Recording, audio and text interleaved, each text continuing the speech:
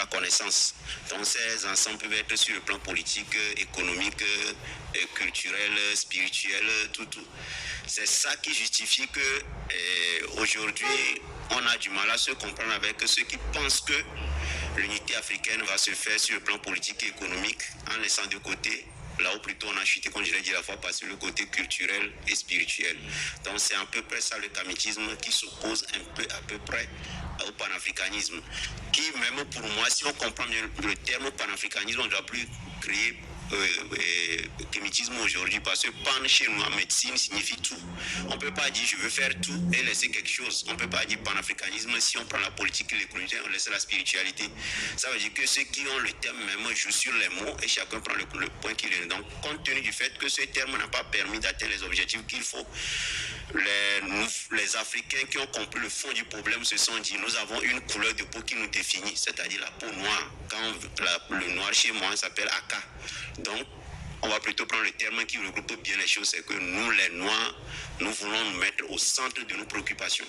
Bref, c'est ça ce qu'on appelle le kamitisme. Même le panafricanisme, docteur Apeti, ça rend un peu flou les Africains, si on peut le dire ainsi. Est-ce qu'on peut avoir les différentes sortes de panafricanisme? Les gens parlent de panafricains, panafricanistes et autres. Il y a différentes sortes de panafricanisme. Comment les identifier ou bien comment les définir précisément? Bon, ce que moi je peux dire, c'est que le mot panafricanisme même, si les gens comprenaient le fond, comme je l'ai dit tout à l'heure, ne devait pas poser problème. Mais c'est que chacun voit qu'en prenant ce mot, ça l'arrange dans son coin. Donc, quand quelqu'un se dit panafricaniste, ça veut dire qu'il lutte essentiellement pour l'autodétermination économique, politique de l'Afrique. C'est ce qu'on a compris. Vous serez surpris que lorsque on a voulu porter sur les fonds baptismaux l'organisation de l'unité africaine, le volet culturel n'était pas à l'ordre du jour. Ce qui paraît paradoxal, il a fallu l'intervention d'Alioune Diop pour qu'on intègre ce mot, ce terme parmi les termes fédérateurs du jour. Donc, tous ceux qui pensent qu'une branche qui nous a été chippée peut permettre d'atteindre leur objectif se réclament panafricanistes, sauf le côté spirituel, bien sûr. C'est ça qui fait que nous on dit tout kamite est un panafricaniste, mais tout panafricaniste n'est pas forcément un kamite, c'est ce que je peux dire de manière plus simple. Mais on remarque que ce kémitisme ou kamitisme se trouve englué finalement dans le paradigme afrocentrique. Avant d'aller en profondeur, est-ce qu'on peut connaître le contour même du paradigme plutôt afrocentrique? Bon, disons que le mot afrocentricité, pour ne pas dire paradigme afrocentrique, est juste pour le moment un mot pour remplacer ce qu'on peut dire kamitocentricité, c'est ça. Mais ceux qui ont créé ce concept, dont peut-être Molefi qui était à santé, tout ça, et d'autres prédécesseurs, disent que comme le mot Afrique est pour le moment le mot qui sonne bien dans nos oreilles, on va faire avec. En fait, c'est ça.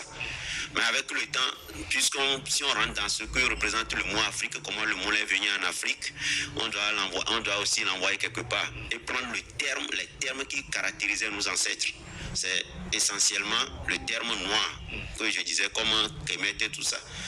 Malheureusement, si on passe directement par Kamite, ça devient plus compliqué. Donc l'afrocentricité se retrouve totalement dans tout ce qu'on appelle le paradigme kamite. C'est pourquoi ils se définissent clairement comme étant des kamites. La seule différence, c'est qu'ils veulent garder le mot là juste pour un petit temps, quitte à ce que ça change après en fait. Sinon, ça signifie en fait kamitocentricité. Dans certaines définitions, on voit que le kamitisme panafricain cherche à faire connaître et renaître la philosophie des anciens Égyptiens ou kémites. Alors, on a l'impression qu'on s'accroche aujourd'hui à l'Égypte. C'est sans doute la source, hein, docteur. Oui, bon, comme on le dit aussi souvent, on ne sait pas ce que ça fait à beaucoup de gens. Ils ont l'impression qu'on s'accroche à l'Égypte. Mais moi, je leur dis, l'Indo-européen, pour ne pas dire l'Occidental, s'accroche à la Grèce et à la Rome antique. Oui. Si eux, leur chose là qui est venue presque vers les derniers siècles avant notre ère, s'accrocher à ça, quel est le péché de s'accrocher à quelque chose qui fait 5000 ans, 10 000 ans avant et qui a laissé des preuves, des prouesses qui sont encore tangibles, dont d'autres moments sont chez ceux-là. Donc, demain, ceux qui vont venir peuvent choisir l'Empire du Ghana, peuvent choisir le Royaume, ça dépend de quel impact cette organisation civilisationnelle a pu donner dans l'histoire. Donc quand nous on évalue tout, on se dit aujourd'hui, si ceux qui disent qu'ils ont acquis beaucoup de connaissances, même ils ont volé, viennent nous démontrer que nous ne valons rien, sont venus étudier en Égypte. Et quand on parle d'Égypte, je dis toujours, ce n'est pas là où aujourd'hui il y a les Aboutrika, tout ça, non. C'est depuis le sud de l'Afrique jusqu'au nord, on parlait de la vallée du Nil. Et le Nil, là où Mohamed Salah. c'est ça. C'est ça. Donc, c'est ça on appelle la vallée du Nil. C'est un grand pays. Donc c'est de là que nous tous on vient. Donc si l'histoire me montre que je viens de quelque part et je vois les prouesses de ses ancêtres, comme on le disait, je vais revenir encore à Moléfi qui dit qu'il ne s'agit pas de dire que oui, c'est nous qui avons fait ça, et puis s'arrêter. Ça nous donne juste un boom spirituel, un boom psychologique pour affronter les choses. Nous devons refaire pour faire honneur à nos ancêtres, parce que tout ce qu'ils ont produit dans tous les domaines, que ce soit dans la science, dans la spiritualité, dans la religion, dans tous les domaines, en philosophie, tout en politique, si on doit se réapproprier de ça, il faut qu'on sache qu'est-ce qu'ils faisaient. Et une fois qu'on se réapproprie ça règle beaucoup de problèmes dans notre société aujourd'hui. Comme je vous l'ai dit la fois passée, moi, il y a beaucoup de choses qui se passent en Afrique, tout le monde est content. Non, moi, je n'appelle pas ça des révolutions. Pour moi, soit c'est des rotations ou bien des révoltes. Ça peut choquer les gens. Une rotation, c'est que tu tournes en quelques secondes, tu reviens à la place de départ. On a vu le Burkina, plusieurs rotations, ça n'a rien donné. Parce que la révolution, c'est plus profond. C'est plus profond que ça. Donc, pour le moment, si les Africains veulent faire une vraie révolution, il faut véritablement qu'on retourne à la source. Là où il y a le problème. Notre chute a commencé sur le plan métaphysique, c'est-à-dire ce qu'on n'a pas vu. Je dis souvent aux gens que supposons que vous êtes un membre influent d'une organisation, peut-être au Togo, oui, et vous êtes d'obédience catholique par exemple, et vous êtes en train de faire des choses et que Vatican vous appelle. Mais vous ne pouvez pas dire que vous allez vous en foutre. Même chose, vous êtes dans une organisation islamique, vous êtes de faire quelque chose et l'Arabie Saoudite vous appelle. Vous ne pouvez pas dire que vous allez vous en foutre.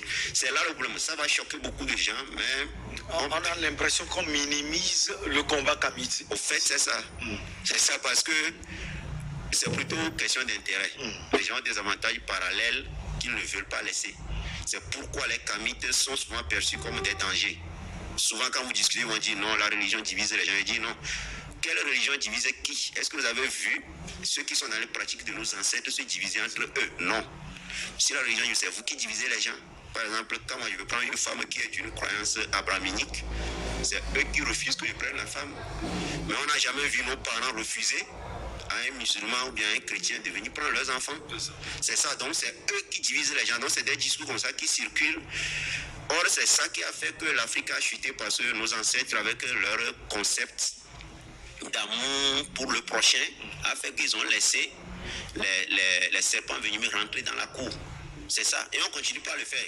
Chaque fois, je dis, quand vous allez au village tout à l'heure, même si un monsieur est en train de faire son quota pour le tronc, mais vous allez écouter, il va jouer gospel, il va jouer tout. Lui, il joue ça.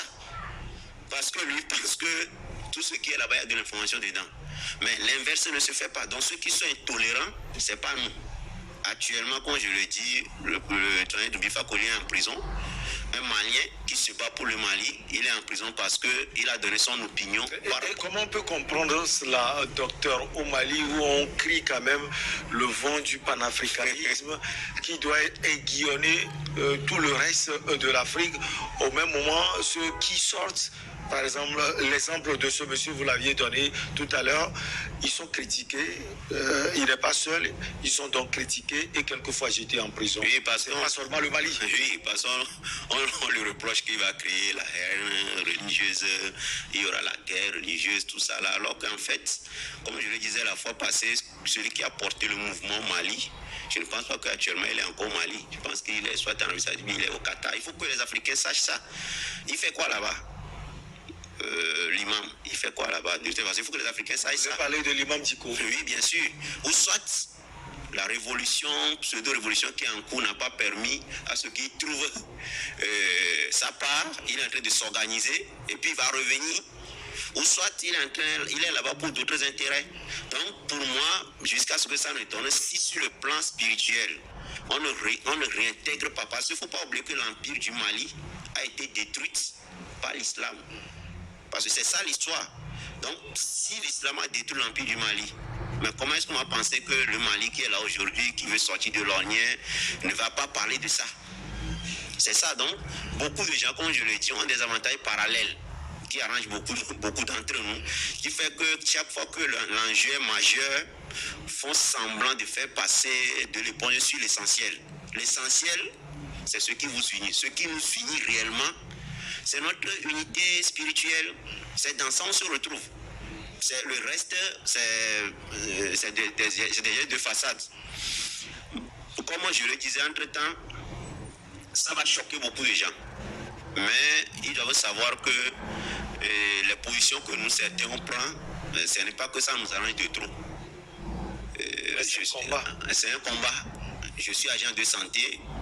Venir chez moi ne pas voir statue de Saint-Joseph, tout ça là. Normalement, s'il y avait ça, avec une assiette pour que les gens mettaient l'argent dedans, peut-être ma structure va encore plus fonctionner. Oui. C'est ça, mais j'ai dit non. Quand vous venez chez moi, vous allez voir les choses de Imhotep, des choses comme ça. Parce que je sais que le père de la médecine, c'est pas Hippocrate, c'est Imhotep. C'est ça, vous allez voir le caducée, vous allez voir caducée tel que conçu par nos ancêtres. Il y a plein de documents qui prouvent ça. Donc, dès lors qu'on va faire semblant de jouer le jeu de l'adversaire, on va avoir beaucoup d'avantages. On va avoir beaucoup d'avantages parallèles, mais qui va se résumer à quoi? À la servitude de nos progénitures. Donc ce combat, c'est pour nos enfants ou bien les enfants de nos enfants. C'est ça. Mais, docteur, une chose est sur la philosophie des anciens Égyptiens est là aujourd'hui en tant qu'héritage culturel de l'Afrique. Ça, on ne peut pas nier cela. Non, c'est bien là parce que le vrai problème, c'est que beaucoup d'Africains ne cherchent même pas à savoir ce que leurs ancêtres ont laissé. Ils ne savent même pas. Même quand on dit les pharaons d'Égypte sont en train de jouer, ça on ne lui dit rien. Il applaudit. Mais est-ce que les pharaons étaient des blancs? Non. Mais les pyramides qui l'ont construit, c'est les noirs. Donc ça veut dire que il doit se poser comment nos ancêtres ont fait pour laisser des édifices de ce genre qui jusqu'à maintenant n'ont pas coulé. Alors qu'il y a des choses que les gens disent que si on ne font pas des merveilles du monde, on ne les voit jamais. C'est ça.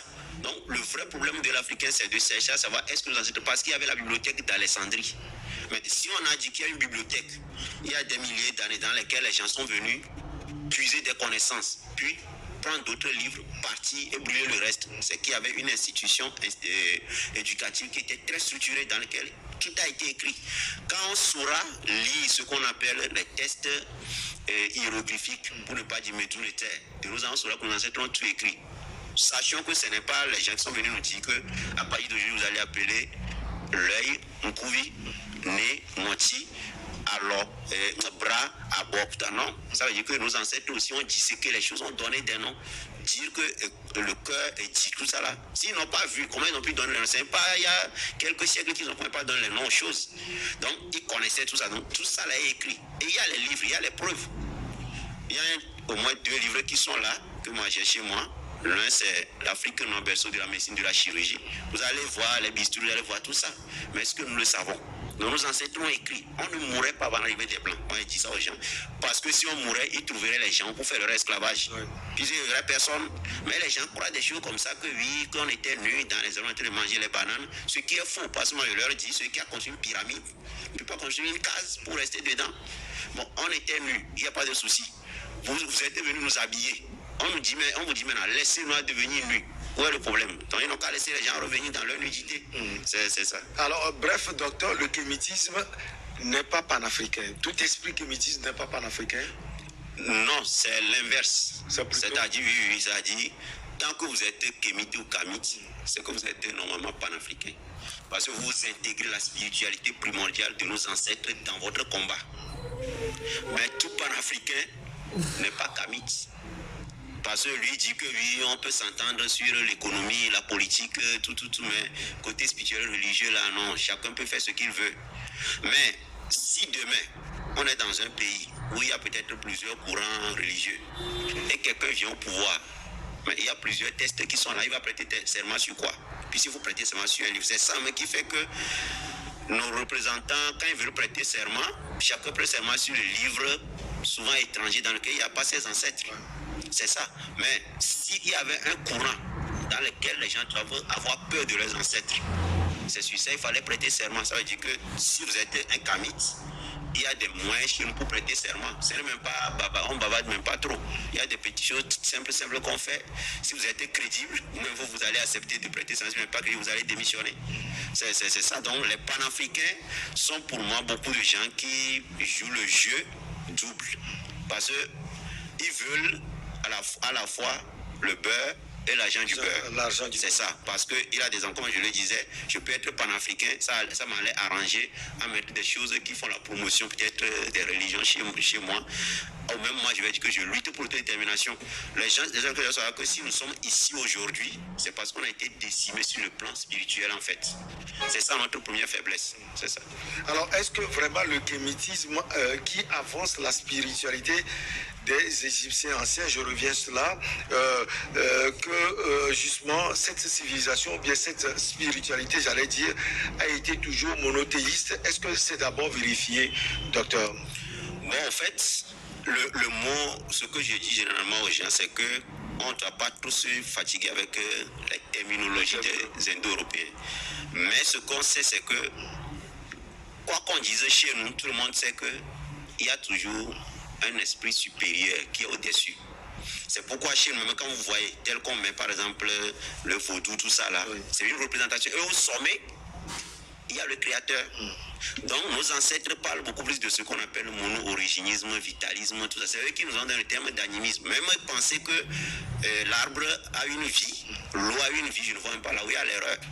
C'est ça qui permet d'éviter de fabriquer les bombes pour tuer une fourmi alors que vous voulez bombarder un homme alors que la fourmi ne vous a rien fait.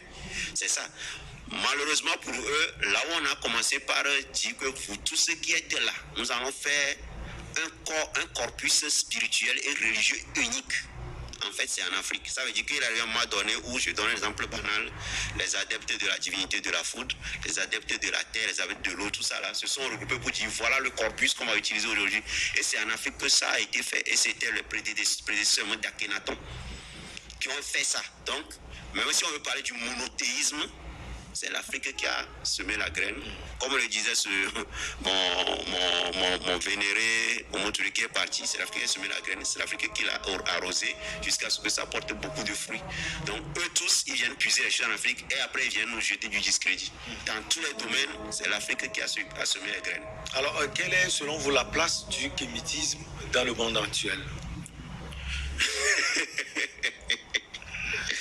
Bon, je peux dire que... Je sais que vous pouvez partir de l'Afrique, hein.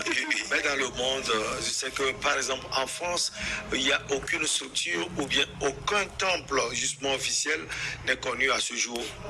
Bon, en fait, comme je le disais la fois passée, le vrai problème de notre mouvement, c'est que il faut une puissance économique.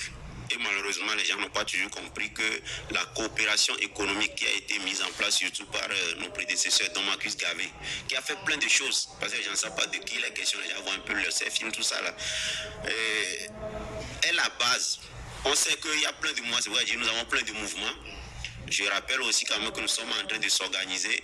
Les contributions sont en cours, au moins pour avoir un temple kamite bien organisé qui sera en Côte d'Ivoire. Donc c'est déjà en cours tout ça, pour que progressivement ça distille dans d'autres pays.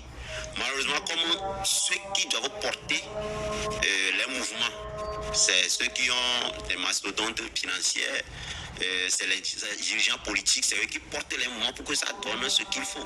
Comme ils n'ont pas porté, nos miettes ne permettent pas véritablement d'ériger des grands temples. Mais on ne peut pas exclure le fait que chacun, les gens ont quand même des sanctuaires dans ces pays. Et tout au moins, c'est le mouvement afrocentricité avec d'autres mouvements sont aussi dans d'autres pays. Le problème, c'est que pour impacter, il faut avoir des temples dans lesquels les gens ont besoin des béquilles.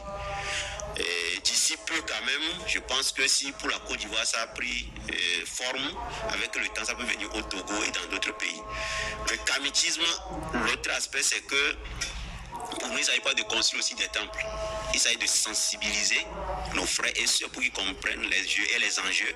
Et avec le temps, nos générations qui vont venir, quand ils seront beaucoup plus, bon, je n'aime pas trop tout, mais je vais le dire, désaliénés, ils sauront qu'ils n'ont même pas besoin de beaucoup de temples pour régler leurs problèmes. Parce qu'en Afrique, il est simple d'invoquer ton grand-père à la maison. Tu n'as pas besoin d'aller avoir un grand temple. Il y a tout ce qu'on appelle chez nous Tadi Vaudou, C'est-à-dire il y a des choses dans les familles.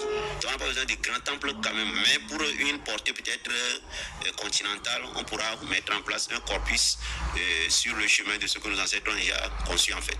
Tout à l'heure, vous avez parlé de l'implication peut-être des dirigeants politiques qui ont une certaine manne financière pour pouvoir aider le combat. Est-ce qu'à votre niveau, docteur Apeti, vous faites des démarches, pas seulement au niveau du Togo, mais également au niveau de l'Afrique, je veux dire? Bon, c'est une très belle question, mais vous allez me voir sourire un peu. Parce que avant d'amener des choses chez quelqu'un, il faut déjà voir à peu près le profil de la personne. Parce que, comme on le dit, c'est un combat un peu compliqué, risqué, pour plusieurs raisons. Et à 2 dans un coin, 3 dans un coin, vous serez surpris que les dirigeants même vont vous applaudir. Mais lorsque les moments viennent pour parler vraiment des choses sérieuses, on ne vous donne pas vraiment l'occasion. On espère que d'ici peu, ils vont comprendre de quoi il est question et peut-être les choses vont aller dans le bon sens. Et vous avez parlé de cette projection que vous faites, surtout en Côte d'Ivoire, mais déjà entre les différents points de ce combat que vous menez en Afrique, est-ce qu'il y a des relations étroites? Bien sûr, évidemment, c'est compte tenu de ces relations que chaque fois, moi au Togo personnellement, tous les groupuscules, je dis groupuscules parce qu'il y a plusieurs mouvements qui sont dans le kamitisme, je me dis, s'il y a l'afrocentricité internationale qui a une base solide dans plusieurs pays, bien structurée, mène déjà des actions solides. Pourquoi encore dilapider nos énergies dans des groupes où quand on dit à réunion, c'est une personne qui vient, 3 personnes, c'est ça donc.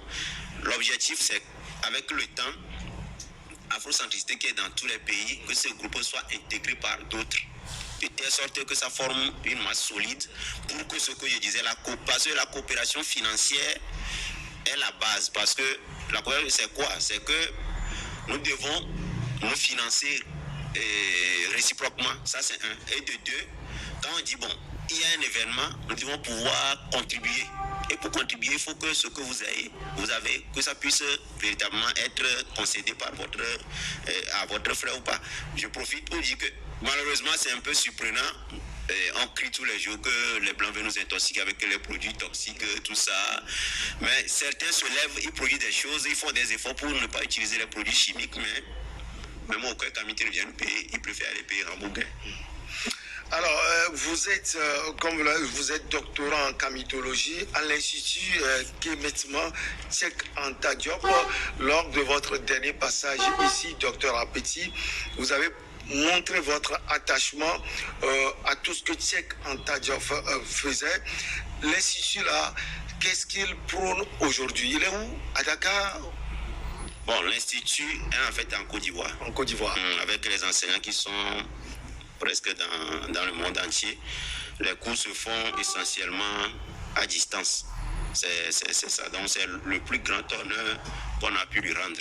Donc l'Institut est en Côte d'Ivoire avec des cycles modulaires, master et puis doctorat. Donc moi je me suis inscrit dans le cycle doctorat. Ce qu'on enseigne là-bas, il y a plusieurs choses. Il y a d'abord ce qu'on appelle notre langue. Donc c'est les Médounétais, apprendre à lire ce que nos ancêtres ont écrit. Donc quand on vient ici, on dit bon, peut-être Sacré-Cœur, c'est hiéroglyphe qu'on a volé. Il ne faut pas que les gens se trompent. Le terme néfer, qui signifie peut-être quelque chose qui est beau, tout le monde sait ce qu'on veut dire par quand quelque chose est beau, quelque chose qui est joli, tout ça. Mais comme Sacré-Cœur, ou bien qui représente aussi 0, c'est un terme qui est en hiéroglyphe. Donc, quand on met Sacré-Cœur avec la croix, tout ça, c'est ça qu'on a appris. Donc, il y a plein de choses. Donc, on apprend aux gens là-bas à lire les textes de nos ancêtres. Puis, ce moi, il dit, quand vous commencez par apprendre, vous allez au village là. Tout ce que vous allez voir comme symbole, vous pouvez quand même pas comprendre que non, ça, ce n'est pas juste du fétiche. Non, non, c'est des écritures. Et ça a des sens. On apprend aussi ce qu'on appelle l'ontologie, la philosophie africaine. Comment les Africains philosophaient tout ça là. Quelle est la conception africaine du monde. Tout. Et puis on nous enseigne ce qu'on appelle l'histoire réelle de l'Afrique. Ce n'est pas, oui, Christophe Colomb découvre l'Amérique, ce n'est pas ça. Comment les choses se sont réellement passées. C'est ce qu'on appelle historiographie dans le paradigme diopien. Pour que les Africains comprennent que la plupart de ce qu'on nous enseigne comme histoire, c'est faux, parce que c'est le chasseur qui raconte l'histoire de la chasse et ne va jamais vous dire qu'il a fui devant le lion. Alors, avec vos combats tous azimuts, docteur Apeti, est-ce que vous pensez bouger les lignes? Si oui, d'ici combien de temps? Parce que certains Africains sont là et vous regardent. Bon, nous, on est confiants que on bouge, parce que même si c'est à petits pas, parce que hier, peut-être, on pourrait dire, si on était 100 personnes, peut-être il y a un an, on peut dire aujourd'hui qu'on est 200, 300, on bouge, tout au moins au Togo et dans d'autres pays. Donc, on est confiant, mais nous, on se dit, pour impacter, c'est une question de génération. La génération que nous sommes aujourd'hui, si beaucoup, la majorité comprend l'enjeu, on va être en train de faire des enfants. Si dans 25 ans, ces enfants qui vont être aux affaires, qui vont gérer les sociétés, ont notre vision, c'est fini. Faut pas, ce n'est pas la peine de dire que oui, on nous a dominés pendant 2000 ans, 3000 ans. Non, non, non. C'est une question de génération. Donc nous, on est dans la dynamique que, à défaut que nous-mêmes... Vous posez les bases. Oui, c'est ça. Nos enfants ne doivent plus être comme nous. Ils doivent comprendre plein de choses. Comme je le disais la fois passée, mon enfant va à l'école, il est en classe de cinquième, on lui dit, bon, ceux qui sont musulmans amènent le Coran, ceux qui sont chrétiens amènent la Bible. Mais mon enfant ne va pas à l'église, il amène quoi? Mais c'est dangereux cette manière de faire. Tu es enseignant, tu as tes livres, tu enseignes les enfants, tu fous le camp. Donc il vient et dit, non, moi, il n'y a pas de livre à te donner. Ou soit je te donne la Bible, je t'achète le Coran, je te donne aussi le livre qu'on appelle le livre de sortie de lumière de jour de nos anciens Égyptiens, qui est plagié pour faire tous ces livres-là.